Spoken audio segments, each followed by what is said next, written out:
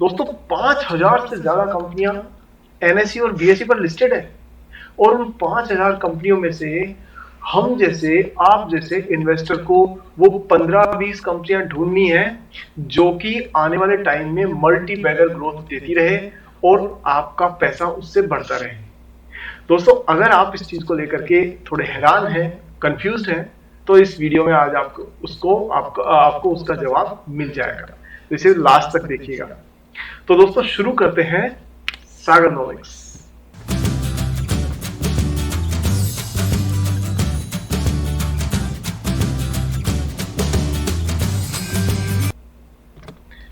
वो सिचुएशन याद कीजिए रामायण की, जिसमें हनुमान जी, लक्ष्मण जी घायल हो गए थे, तो हनुमान जी संजीवनी बूटी लाने के लिए हिमालय पहुंचे थे। और जब वो हिमालय पहुंचे तो उन्होंने जाकर के देखा कि जो संजीवनी बूटी के जो एट्रीब्यूट्स थे, जो डिजाइन बताई गई थी, वैसी ही चारों तरफ लगी हुई थी पूरे पहाड़ पे। तो भी हमारे हनुमान जी को समझ नहीं आया कि इनमें से कौन सी असली है और कौन सी नकली है। तो उसका सॉल्यूशन उन्होंने क्या निकाला? बहुत सिंपल, उन्होंने पूरा पहाड़ ही उखाड़ लिया और वो सारा पहाड़ लेकर के वहां आ गए और सही संजीवनी बूटी उसमें से वैद्य जी ने निकाल दी। दोस्तों अगर आप एक आम इन्वेस्टर हैं जिसके पास ना तो टाइम है, ना स्किल है, ना रिसोर्सेज है, ना एनर्जी है, और ना ही वो इतने पैसे लगाने में इंटरेस्टेड है, तो सबसे बढ़िया तरीका है हनुमान जी वाला। वो ब्यूटीफुली काम करती है स्ट्रेटेजी, और मैं आपको कहूंगा कि इसे कहते हैं हनुमान स्ट्रेटेजी। क्या कीजिए, आपको ज्यादा माथा लगाने की जरूरत नहीं है। अगर आपको स्टॉक्स को पिक करना, सही share, multi cap bagger share को ढूंढना, उसकी माथाफोड़ी नहीं करनी है, तो दोस्तों सिंपल तरीका क्या है, एक इंडेक्स म्यूचुअल फंड उठाइए निफ्टी 50 का, और उसमें हर महीने की एसआईपी कर दीजिए, 1,000, 2,000, 5,000, जो भी आपको सुटेबल लगता है उस अमाउंट की, और आराम से बैठिए, भूल जाइए, खाइए पीजिए, घूमिए फिरिए, कोई टेंशन नहीं है। आपकी पैसे इंडिया की बेस्ट कंपनीज में अपने आप इन्वेस्ट होते रहेंगे हर महीने। तो ये तरीका तब है जबकि आप उसमें एक्टिवली पार्टिसिपेट नहीं करना चाहते, तो आपको दोस्तों फिर भी एवरेज से बेटर रिटर्न मिल जाएगा इसमें, ये मैं आपको भरोसा दिलाता हूं, अगर आप 5 साल से इसमें बने रहते हैं। अब दूसरा पार्ट आता है। दूसरा पार्ट ये है कि अब आप कहोगे कि सर ये सॉल्यूशन तो चारों तरफ हर कोई यही बताता रहता है, तो फिर आप कौन सा नया बता रहे हो? तो अगर ये क्वेश्चन आपके दिमाग में है, तो इसका मतलब क्या है? इसका मतलब है कि आप एक्टिव इन्वेस्टर हो। अगर पैसिव इन्वेस्टर हो जब, तो वो तरीका हो गया। अगर आप एक्टिव इन्वेस्टर हो और थोड़ी बहुत मेहनत करके और बेटर देन मार्केट रिटर्न्स निकालना चाहते हो, तो दोस्तों 5 ऐसे तरीके बताने वाला हूं मैं। 5 चीजें, सिर्फ 5 चीजों को फोकस करके कंपनियों को आप शॉर्टलिस्ट कीजिए, और उसके बाद में कुछ दिन तक लगातार उन पर रिसर्च करने से आपको ये पता पड़ जाएगा कि ये कंपनी काम की है और ये कंपनी काम की नहीं है। तो अब इसको शुरू करते हैं। तो वो कौन सी 5 चीजें हैं? तो सबसे पहली चीज जो है दोस्तों, वो है आपकी कंपनी की साइज। तो हमेशा याद रखिए कि कंपनी की साइज को ना 3 अलग अलग कैटेगरीज में स्टॉक एक्सचेंजेस में बांटा हुआ है, और वो है मार्केट कैपिटलाइजेशन के हिसाब से। अब क्वेश्चन ये है कि मार्केट कैपिटलाइजेशन क्या होता है? तो दोस्तों सिंपल है, अगर आपने एक कंपनी का शेयर सपोज करिए 100 रुपए है, और उसी कंपनी के 1,000 शेयर मार्केट में है, तो 100 इंटू 1,000 यानी 1,00,000, ये हो गई उसकी मार्केट कैपिटलाइजेशन, कि कितने रुपए के शेयर मार्केट में उस कंपनी के मौजूद है, मार्केट प्राइस टोटल क्या है, that is called market capitalization. अब मार्केट कैपिटलाइजेशन के हिसाब से कंपनियां 3 तरीके की होती है। सबसे पहली होती है जो सबसे बड़ी कंपनियां हैं, उन्हें कहते हैं लार्ज कैप, यानी लार्ज कैपिटलाइजेशन वाली। उससे छोटी जो कंपनियां हैं उनको कहते हैं मिड कैप। तो जो मीडियम साइज की कंपनियां होती है वो मिड कैप में आती है। और दोस्तों जो सबसे नीचे होती है वो होती है स्मॉल कैप, यानी वो एमएसएमईज, वो मिडिल एंड स्मॉल कंपनीज जो कि स्टॉक मार्केट में या तो नई नई लिस्ट हुई है, या साइज में छोटी है, या उनका 100-200 करोड़ रुपए का टर्नओवर है। तो ऐसी कंपनीज जो है वो होती है स्मॉल कैप। तो हमें इन तीनों कंपनीज में से कहां फोकस करना है? तो दोस्तों अब डिपेंड करता है कि आप रिस्क कितनी ले सकते हैं। अगर आप कम रिस्क में मार्केट से थोड़ा बेहतर रिटर्न चाहते हैं, तो दोस्तों आपके लिए मैं फॉर्मूला बता रहा हूं। और अगर आप ज्यादा रिस्क लेकर के थोड़ा ज्यादा रिटर्न चाहते हैं, तो उसके लिए मैं फिर सेपरेट वीडियो में बात करूंगा, अदरवाइज आपको थोड़ा कंफ्यूजन हो जाएगा, जो मैं नहीं चाहता। तो हम बात करते हैं एक आम इन्वेस्टर जो चाहता है कि मार्केट से थोड़ा बहुत बेटर रिटर्न वो निकाले, मतलब अच्छा खासा रिटर्न निकाले, लेकिन उसके लिए उसे कोई बहुत ज्यादा रिस्क लेने की जरूरत ना पड़े। तो पहला क्राइटेरिया जो मैं कह रहा था दोस्तों, आपको कंपनी सेलेक्ट करनी है लार्ज।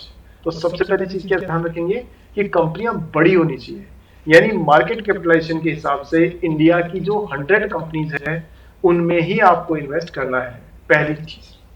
तो आप कंपनी कौन सी सेलेक्ट करेंगे? लार्ज।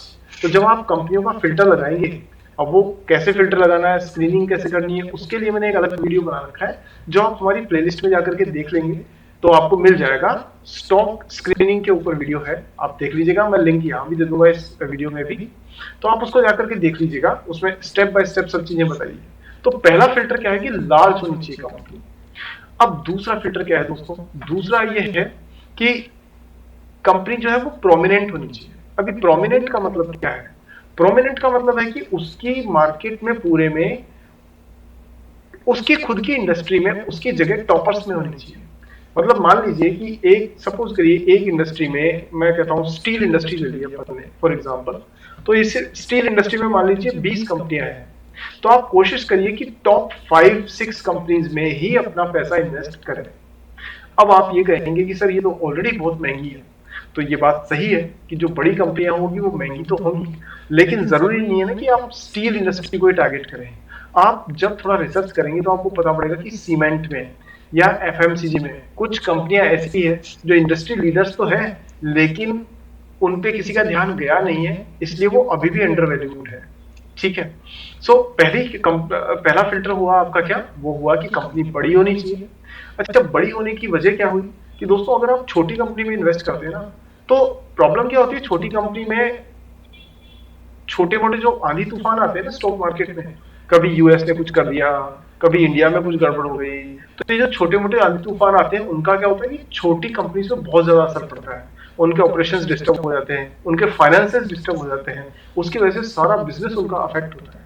लेकिन जो बड़ी कंपनी है, जैसे मान लीजिए आप रिलायंस इंडस्ट्रीज हो गई, इन्फोसिस हो गई, एनटीपीसी हो गई, कोल इंडिया हो गई, दोस्तों ये इतने बड़े बड़े ग्रुप्स हैं, इतनी बड़ी बड़ी कंपनीज है कि इनके ऊपर कोई छोटे मोटे आंधी तूफान का फर्क पड़ता ही नहीं है। ये झटके, बड़े बड़े झटके आराम से झेल जाती है। तो बड़ी कंपनियों का फायदा ये है कि उनमें रातों रात पूरा बिजनेस साफ होने का या कंपनी के बंद होने का खतरा कम होता है।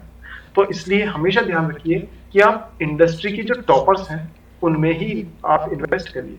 तो कंपनी बड़ी होनी चाहिए, दूसरी होनी चाहिए आपकी कि वो आपकी इंडस्ट्री के अंदर टॉप रैंकिंग रखती हो, और तीसरी सबसे इंपॉर्टेंट चीज क्या है दोस्तों कि ये होनी चाहिए कंजर्वेटिवली फाइनेंस्ड। इसका मतलब क्या है? इसका मतलब ये है कि इस पर कर्जा ना न के बराबर होना चाहिए।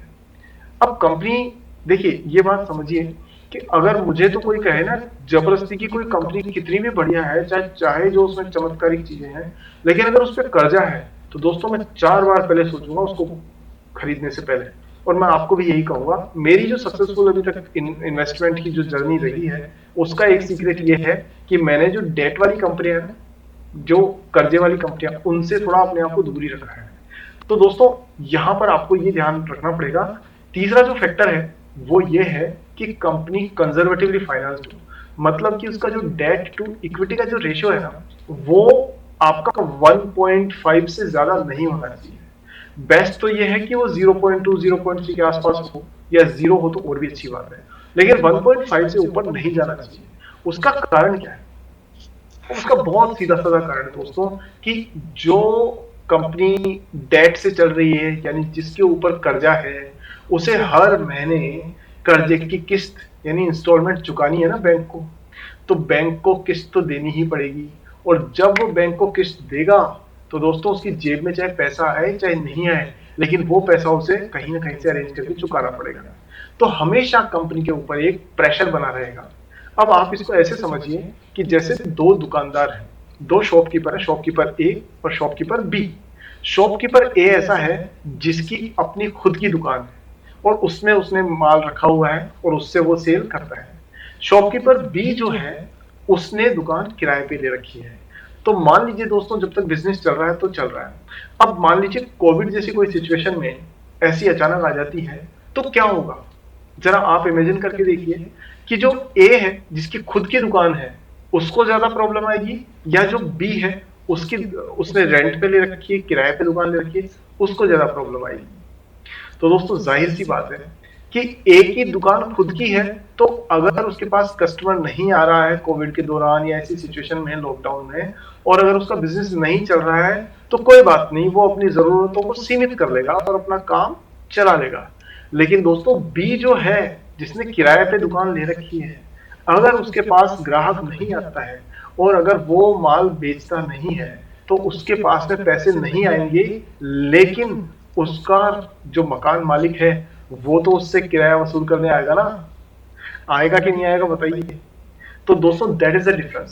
सो इसलिए आपको ये ध्यान रखना है कि जैसे किराया देना पड़ता है इस दुकान का, तो दुकान पे हमेशा एक संकट, हमेशा एक टेंशन रहती है कि अगर जिस महीने उसका बिजनेस डाउन रहेगा, तो उसको कहीं और से अरेंज करके और वो किस्त चुकानी पड़ेगी, वो इंस्टॉलमेंट बैंक की देनी पड़ेगी।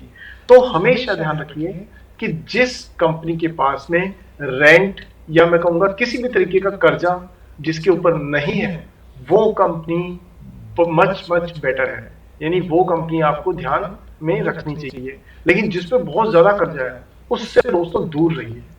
मैं आपको एक एग्जांपल बताता हूँ। एक कंपनी है जिसका आपने नाम भी सुना होगा, उस कंपनी का नाम है सुज़लोन एनर्जी। और ये जो सुज़लोन एनर्जी है ना, इसके चेयरमैन हुआ करते तुलसी तांती जी। ये दोस्तों विंड टरबाइन बनाने वाली कंपनी हुआ करती है, और किसी टाइम पर this was the darling of stock market. इसका शेयर 350 रुपए के आसपास चलता था, और अभी आप देखेंगे तो इसकी शेयर प्राइस मेरे ख्याल से बहुत ही कम 10-5 रुपए के आसपास में होगी। लेकिन ऐसा हुआ क्या कि वो वहां से सीधा धड़ाम हो गई। उसकी वजह थी दोस्तों कि ये कंपनी अपना पूरा बिजनेस कर्जा ले लेके चला रही थी, यानी ये डेट के लिए ही डेट ओरिएंटेड कंपनी थी। तो जब इनके कर्जा इतना ज्यादा बढ़ गया, इतना ज्यादा कर्जा बढ़ गया कि एक लेवल ऐसा आया जब इन्हें कर्जा चुकाने के लिए, ध्यान से सुनिए मैं क्या कह रहा हूं, इन्हें कर्जा चुकाने के लिए दूसरे बैंकों से कर्जा लेना पड़ा। अब सोचिए कंपनी के जो शेयर होल्डर है उनका क्या हुआ होगा, एम्प्लॉइज का क्या हुआ होगा, क्योंकि कंपनी को कर्जा चुकाने के लिए दूसरा कर्जा दूसरी जगह से लेना पड़ रहा है। So that kind of pressure is something which is very dangerous, और वो कंपनी को बाद में लॉन्ग रन में नुकसान पहुंचाएगा ही पहुंचाएगा। तो दोस्तों ये तीन चीजें हुई जिन पे हमने बात की। अब हम बात करते हैं फोर्थ पॉइंट की, और चौथा पॉइंट जो है दोस्तों वो क्या है, वो है कंपनी की मोट। मोट का मतलब होता है कि उसकी ऐसी कोई खासियत जो कोई उसको कॉपी नहीं कर सके। अब जैसे मान लीजिए किसी कंपनी के पास ब्रांड वैल्यू होती है। अब मैं कुछ दिनों पहले एक मैं शॉपिंग मॉल में, यानी मैं कहूँगा डी मार्ट में शॉपिंग करने गया। तो वहां जाकर के मैंने देखा कि बहुत सारे अलग अलग कंपनी के नूडल्स पड़े हुए हैं, लेकिन दोस्तों 70% जो एरिया था ना, वो पीले रंग के पैकेट्स, येलो कलर के पैकेट्स थे। किसके, कौन सी कंपनी के, मैगी के, उनसे कवर्ड था। यानी कि पूरे शॉपिंग मार्केट में मैगी के अलावा नूडल बनाने वाली कंपनियां टिकती ही नहीं है। तो दोस्तों ये ब्रांड वैल्यू नेस्ले के पास है। मैगी के साथ कुछ प्रॉब्लम भी हुई थी, but still it holds number 1 position. तो ये ब्रांड वैल्यू जो है इसकी, वो इसकी मोट है, यानी वो इसकी कॉम्पिटिटिव स्ट्रेंथ है, यानी वो ऐसी चीज है जिसको आसानी से कोई कॉपी नहीं कर सकता। अब दूसरे एग्जांपल लेते हैं, मान लीजिए हिंदुस्तान यूनिलीवर ले लेते हैं। अब इसकी मोट क्या है दोस्तों, पहली तो चीज ये है कि इसके पास में बहुत सारे ऐसे ब्रांड्स हैं जो किसी दूसरी कंपनी के पास नहीं है। तो अगर कोई दूसरी कंपनी कोई साबुन लॉन्च करती है, शैम्पू लॉन्च करती है, या कोई और कोई केचप लॉन्च करती है, कुछ भी करती है, तो उसको इनके ब्रांड्स के बराबर आना पड़ेगा।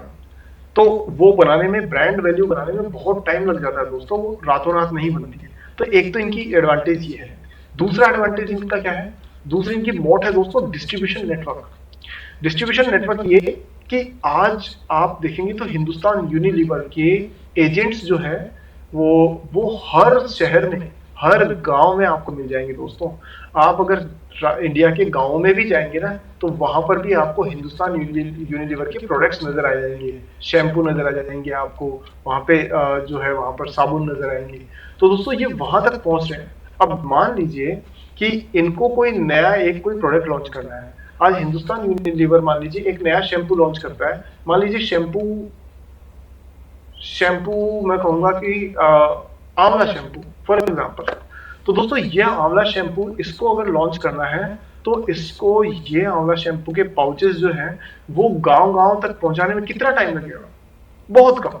ये क्योंकि डिस्ट्रीब्यूशन नेटवर्क है ना, तो जो व्यक्ति इनके साबुन लेके जा रहा है उसके साथ ये 4 पैकेट शैम्पू के भी भेज देंगे, तो दुकानदार तक, गांव गांव तक वो शैम्पू अवेलेबल हो जाएगा, और जैसे ही वो विजिबिलिटी में आएगा तो कस्टमर को ये बेच देंगे। तो डिस्ट्रीब्यूशन नेटवर्क कितना अच्छा है। अब इसके मुकाबले आप ये मान लीजिए कि एक ऐसी कंपनी है जिसका की, जो नई कंपनी है जिसका डिस्ट्रीब्यूशन नहीं है, तो मान लीजिए उसको अगर किसी गांव तक पहुंचाना है अगर अपना प्रोडक्ट, तो दोस्तों कितना मुश्किल है, कितना मुश्किल है। ट्रांसपोर्टेशन कॉस्ट उसको अलग से करनी पड़ेगी, उसको सेल्स के, डिस्ट्रीब्यूशन के लोग अलग रखने पड़ेंगे, उसको वहां तक की जो जो मूवमेंट है वो पूरी कैप्चर करनी पड़ेगी, कॉस्ट बहुत सारी लग जाएगी, टाइम बहुत सारा लग जाएगा। तो ये वो कॉम्पिटिटिव स्ट्रेंथ है जो हिंदुस्तान यूनिलीवर ने बरसों तक, साल भर में अपना जाल बिछाने में, डिस्ट्रीब्यूशन का नेटवर्क तैयार करने में पूरा लगाया है। तो दोस्तों ये हिंदुस्तान यूनिलीवर की मोट है जिसे कोई कॉपी नहीं कर सकता। और सिमिलरली आप कहोगे तो और बहुत सारी कंपनियां ऐसी है जिनकी ऐसी मोट होती है, जैसे एशियन पेंट है, उसकी भी वही मोट है। एशियन पेंट, आप बताइए मुझे, आप किसी भी जो पेंट की दुकान है ना इंडिया में, वहां चले जाइए, आपको एशियन पेंट मिलेगा कि नहीं मिलेगा? मिलेगा ना। और कोई दूसरे कॉम्पिटिटर का एक पेंट मिले, इसकी गारंटी है क्या? नहीं है। यानी कि इनका डिस्ट्रीब्यूशन नेटवर्क इतना मजबूत है कि पेंट का मतलब एशियन पेंट। तो दोस्तों ये इनकी मोट हो गई। और इसी तरह से आप मान लीजिए, आप और कई चीजों में आप मोट ढूंढ सकते हैं, जैसे HDFC बैंक है, उसकी अपनी मोट है। उसकी मोट क्या है दोस्तों? उसकी मोट है उसकी स्ट्रॉन्ग फाइनेंशियल्स, यानी वो इतना मजबूत बैंक है कि ये छोटे मोटे बैंक जो है वो आंधी तूफान के अंदर, इधर उधर इंटरेस्ट रेट बढ़ गई, कुछ हो गई, इधर कोई इकोनॉमिक क्राइसिस हुई तो ये हिलडुल जाते हैं। HDFC बैंक मजबूती के साथ खड़ा हुआ है, यानी उस पर कोई फर्क नहीं पड़ता, उसके कस्टमर्स लॉयल हैं, उसकी लोन बुक अच्छी है, उसके एडवांसेस अच्छे चल रहे हैं, उसके सारे फैक्टर्स हैं वो बिल्कुल ठीक है, और वो कंसिस्टेंटली इतने टाइम से रिटर्न सही ढंग से दे रहा है। कोई तरीके का स्कैंडल, कोई तरीके की प्रॉब्लम HDFC में ऐसी नहीं आई है जिससे उस पर कोई ज्यादा फर्क पड़ सके। तो ये दोस्तों चौथी चीज हो गई, विच इज मोट, यानी कि कॉम्पिटिटिव स्ट्रेंथ। तो 4 चीजें हो गई। अब 5वीं चीज जो है वो क्या है? 5वीं चीज बड़ी इंपॉर्टेंट है, और ये चीज ऐसी है जिसके अंदर आपको थोड़ी मेहनत करनी पड़ेगी। और दूसरी चीज, इसमें दोस्तों आपको स्मार्टली सोचना पड़ेगा। कैसे? कि आप ये बताइए कि, मैं इसको समझाता हूं, तो आप ये बताइए कि अगर आपको एक एसी खरीदना है तो आप भरी गर्मियों में खरीदेंगे या सर्दियों में खरीदना ठीक रहेगा? सोच के बताइए, सर्दियों में एसी खरीदना ठीक रहेगा या गर्मियों में? तो दोस्तों ऑब्वियसली जिस टाइम उसकी डिमांड नहीं होगी तो उसकी प्राइस नीचे आ जाएगी। तो ऐसे मौसम में, यानी सर्दियों में अगर आप एसी खरीदेंगे तो हो सकता है आपको प्राइस थोड़ी कम मिले उसकी। क्यों? क्योंकि कंपनी के लिए सीजन नहीं है वो।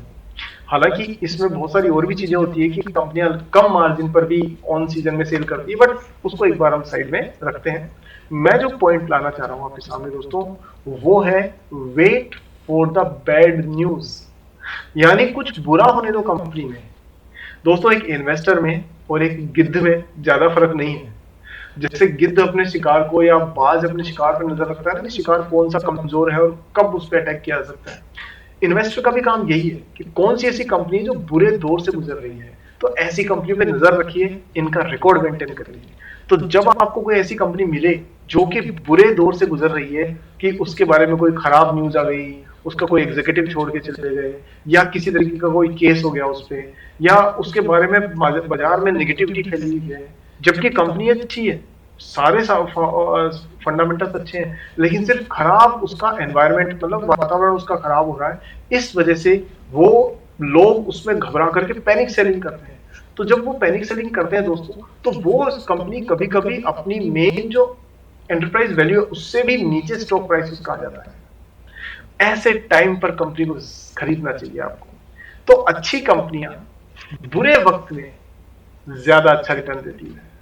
आप समझ रहे हो, मैंने दोनों चीजें कही है कि कंपनियां अच्छी से सेलेक्ट करें, लेकिन उन कंपनियों को बुरे वक्त का इंतजार करें, और तब आप खरीदिए, और तब वो आपको मल्टी बैगर रिटर्न देगी दोस्तों। ये आप मान करके चलिए, ये बहुत बहुत कॉमन सिनेरियो है, और ऐसा बहुत बार मौके मिलते हैं। कैसे? आपको ध्यान है ना वो जो नेस्ले वाला केस था, मैगी वाला, जब मैगी के ऊपर कुछ प्रॉब्लम्स आई थी और बताया गया था कि इसके अंदर कुछ केमिकल्स की प्रॉब्लम है, जो भी है, तो मैगी का यानी नेस्ले का स्टॉक रातों रात बिल्कुल डाउन हो गया था। उस टाइम दोस्तों जिसने इन्वेस्ट किया था उसने बड़ा अच्छा पैसा बनाया है। सेम वे अगर आप देखेंगे तो एक कंपनी थी जिसको सत्यम कंप्यूटर्स, तो दोस्तों सत्यम कंप्यूटर्स जो थी वो मिस्टर रामलिंगम राजू की थी, और उनके ऊपर वो चेयरमैन थे और उनके ऊपर ना फाइनेंशियल फ्रॉड्स का कुछ आरोप लगे थे, जबकि कंपनी में कोई बुराई नहीं थी, लेकिन क्योंकि उनके बारे में खबर जो थी वो नेगेटिव चल रही थी, तो स्टॉक की वैल्यू गिरते गिरते 300 से शायद मेरे ख्याल से गिरना शुरू हुई थी और 10-11 रुपए तक आ गई थी। तो दोस्तों उस टाइम पर बहुत लोगों ने इन्वेस्ट किया था और उसके बाद में बहुत जल्दी ही कई गुना, 20 गुना तक भी रिटर्न लोगों ने बनाए। तो दोस्तों इस तरह से किसी भी अच्छी कंपनी के बुरे वक्त का इंतजार करिए और उसके बाद में आप उसे खरीदेंगे तो आपको रिटर्न अच्छा मिलेगा। तो मैंने आपको फंडामेंटल एनालिसिस की जो बेसिक चीजें हैं वो बिल्कुल आसान शब्दों में बताई है। आप इन 5 चीजों पर फोकस करिए। पहली चीज कि जो भी कंपनी आप सेलेक्ट कर रहे हैं वो लार्ज हो यानी बड़ी साइज की हो, इंडस्ट्री में काफी बड़ा मार्केट कैपिटलाइजेशन हो। छोटी कंपनियां मत खरीदिएगा क्योंकि वो 200, 300, 500 करोड़ रुपए वाली जो टर्नओवर की कंपनियां हैं वो दोस्तों देखने में तो बड़ी खूबसूरत लगती है, लेकिन जैसे ही कुछ प्रॉब्लम होती है तो सबसे पहले वही डूबती है और फिर पैसा डूब जाता है। ऐसी कंपनीज के स्टॉक्स में लिक्विडिटी नहीं होती है, यानी कि इनके जो वॉल्यूम होता है ना ट्रेडिंग का वो भी ज्यादा नहीं होता है। तो अगर इनकी ट्रेडिंग बंद हो गई तो आपके शेयर पड़े ही रहेंगे, ट्रेड नहीं होंगे। हो सकता है ऐसी कंपनियां डीलिस्ट हो जाए। कुछ कंपनियां जैसे डीएचएफएल हुई, आपकी मनपसंद बेवरेजेस, ये डीलिस्ट हो चुकी हैं दोस्तों, और जिनके पास इनके शेयर्स पड़े हुए हैं अब वो पड़े ही हैं। तो बड़ी कंपनियां खरीदें, पहली चीज। दूसरी चीज कि कंपनियां प्रोमिनेंट हो यानी अपनी इंडस्ट्री में एक खास लीडरशिप का रोल रखती हो, जिनकी पहचान हो, जिनके बारे में लोगों को पता हो, जो टॉप लीडर्स में हो। तीसरी चीज है दोस्तों कंजर्वेटिवली फाइनेंस होनी चाहिए, यानी कि जिन पे कर्जा ज्यादा ना हो, यानी डेट टू इक्विटी रेशियो 1.5 से कम हो।